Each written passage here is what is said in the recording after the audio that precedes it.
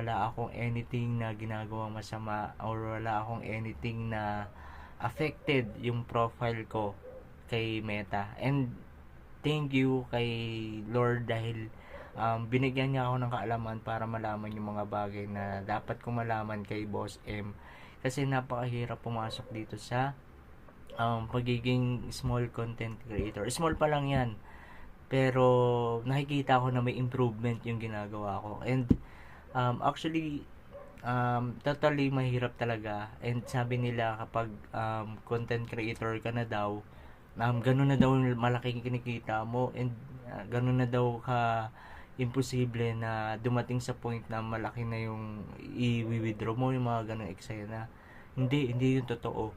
At huwag kayong maniwala sa ganung part kasi napakahirap.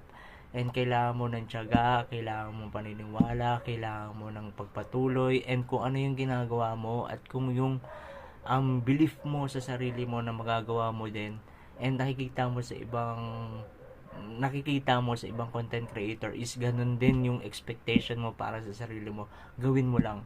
Kasi wala namang masama at wala namang problema kung gagawin natin yung best natin dito sa kay Facebook.